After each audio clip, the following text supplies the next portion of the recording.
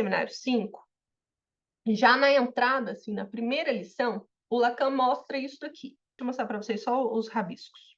Pronto, só as duas linhas.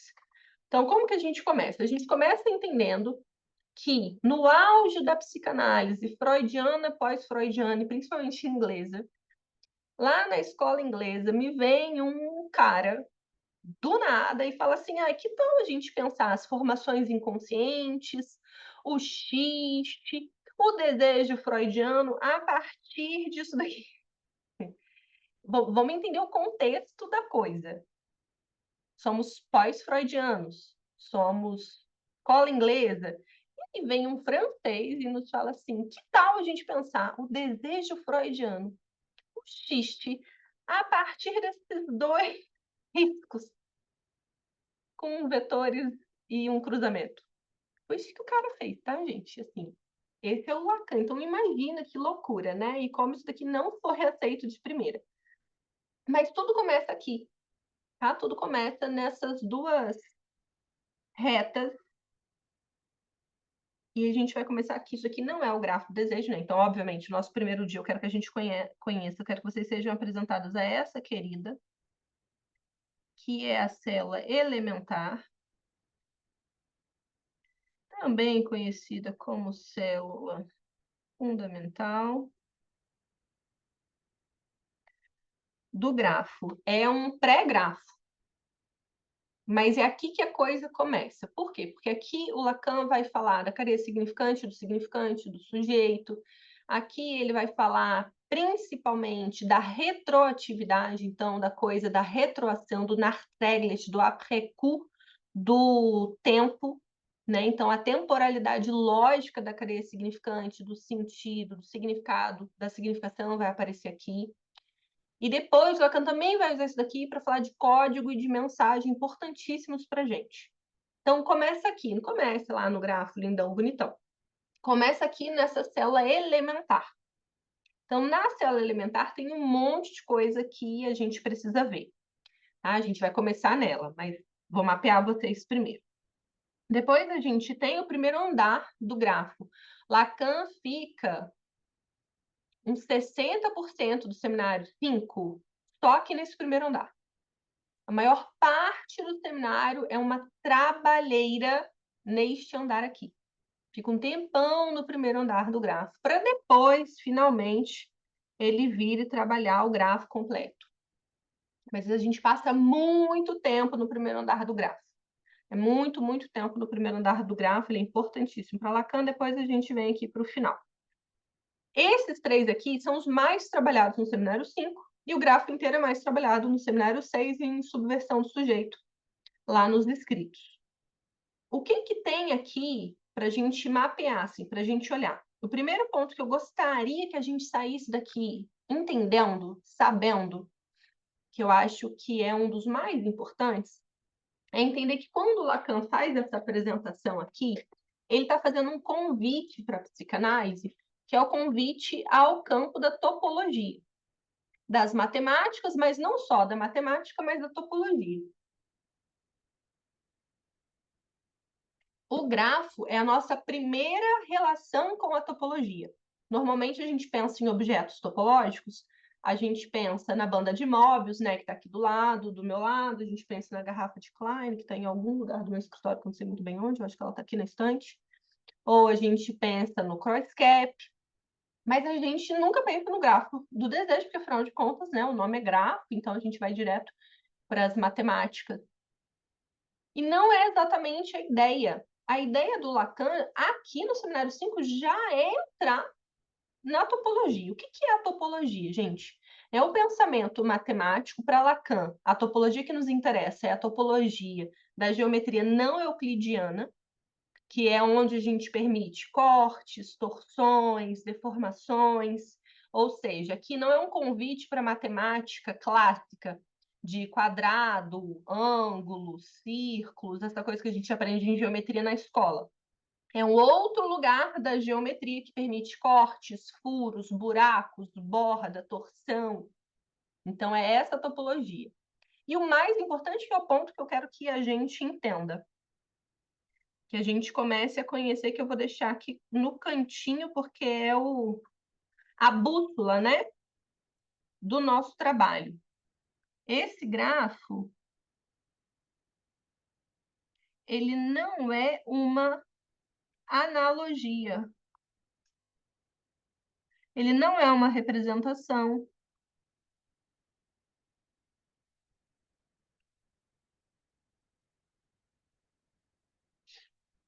E não é uma metáfora.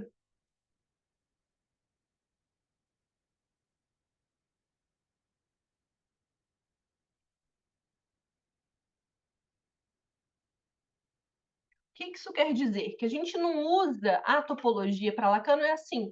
Ah, vamos tentar entender o sujeito. Vamos pensar aqui analogamente à banda de Möbius. Vamos supor que não é uma analogia, não é uma representação assim, a gente consegue representar, fazer uma representação do desejo se a gente se utiliza didaticamente da matemática. Também não é uma representação, tá? Não é uma representação de um desejo, não é representação do desejo de ninguém, não é representação do desejo do seu paciente, não é uma analogia para o que a gente está fazendo na clínica, não é nada disso. O que o grafo representa, né? O que ele é, então? Ele é a formalização.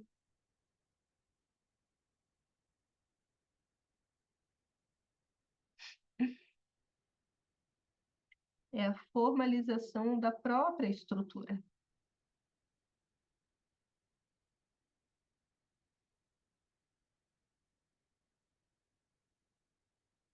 Né? A formalização da própria estrutura do desejo. O que isso significa?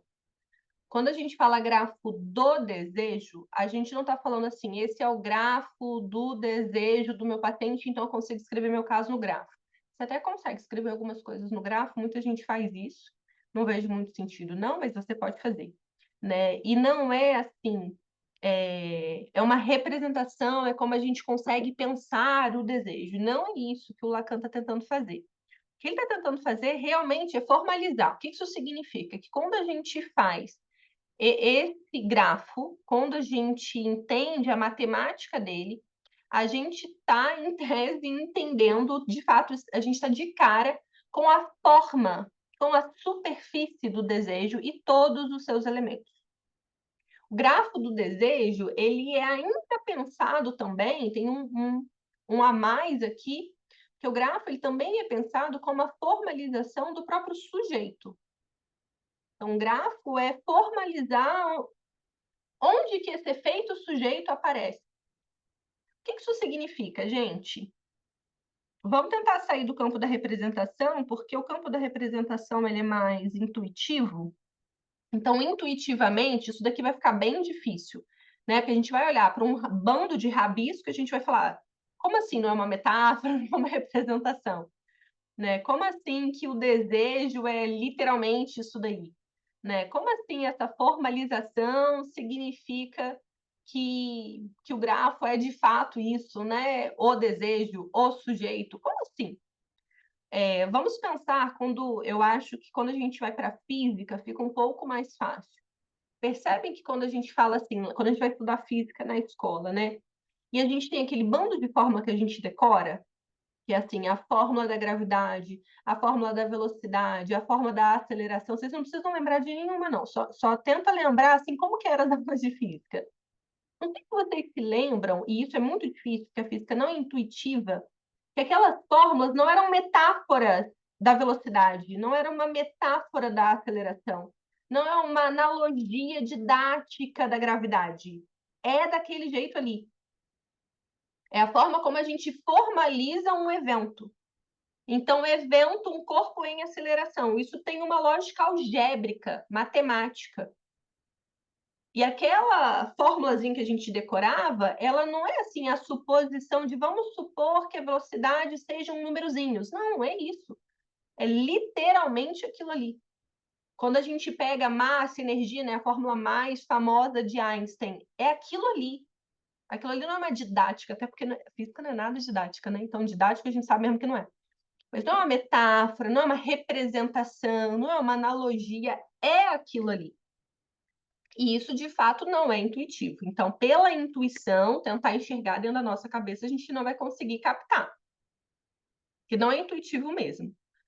O que é importante daqui é a gente aprender o fato de que o Lacan não está nos dando ferramentas imaginárias nesse sentido de vamos supor que vamos fazer. Não, a topologia para Lacan é a estrutura. Então, não é uma ferramenta, não é um instrumento para entendê-lo. Não é um instrumento para explicar desejo. É o desejo. O desejo é topológico, o sujeito é topológico. A gente está falando mesmo de uma estrutura que é a própria topologia. Então, a gente precisa desse aparato aqui para entender isso. Então, esse é um ponto importante, né? O grafo, então, uma escrita topológica. E aí quero falar rapidinho dessa coisa da escrita.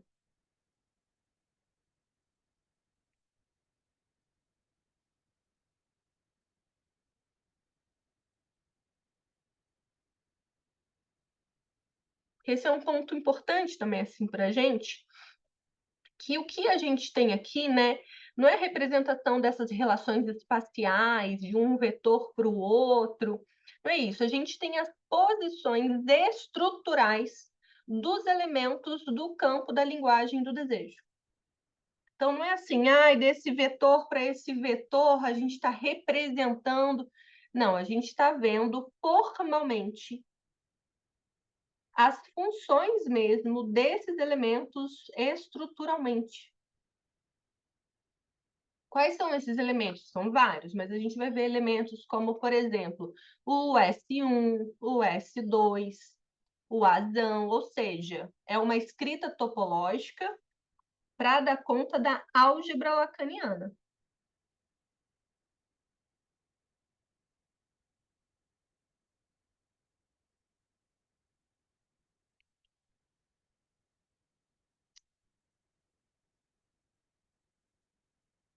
A álgebra lacaniana é essa que a gente vai ver bem ponto a ponto, né? Mas que começa com um S', que é já na célula elementar, tá? Na célula elementar a gente já vai começar essa álgebra. S barrado também está na célula elementar, a gente vai ver isso. I de A. O que é, então, a álgebra lacaniana? São essas letrinhas que elas vão funcionar tal qual o número. Então, é uma coisa álgebrica, né? Essas letras lacanianas, elas são a nossa álgebra. Então, ao invés de usar um bando de números, a gente usa um bando de letrinha tal qual a álgebra, né? A gente tem função de x, y mais n, mesma coisa. Mas a gente está usando, né, funções específicas. Só essas? Não, tem inúmeras, tá, gente? A gente vai vê-las, né, com o tempo, mas só de curiosidade, assim, porque são realmente muitas. Mas para vocês irem vendo, né, a gente vai tendo e assim por diante. São muitas. A gente, se tudo der certo, sanaremos todas as letrinhas do grafo do desejo. E no grafo do desejo, não estão só todas as letrinhas do grafo do desejo. Eu acho que é isso que eu estou tentando dizer para vocês. O grafo do desejo tem todas as letrinhas da questão para a psicanálise, que é a lógica estruturada. Estrutura significa de linguagem, então a lógica da linguagem, da estrutura de linguagem do desejo do inconsciente. Então, quando a gente fala da psicanálise, a psicanálise é o quê? É o campo do desejo inconsciente. O que tem ali dentro? Tudo que está aqui no gráfico do desejo. Então, quando a gente fala dessa, né, vamos juntar essas coisas, linguagem, inconsciente, desejo, sujeito, o que a gente tem? O gráfico do desejo. Ele é uma forma, inclusive, muito interessante de formalmente juntar o todo. A gente dá uma olhadinha assim, né, por cima do grafo, assim, por quê, gente? Porque no grafo vai ter gozo, no grafo vai ter voz, No grafo vai ter demanda, no grafo vai ter desejo, no grafo vai ter sujeito barrado, no grafo vai ter castração. No grafo tem sintoma, no grafo tem significante, no grafo tem ideal do eu.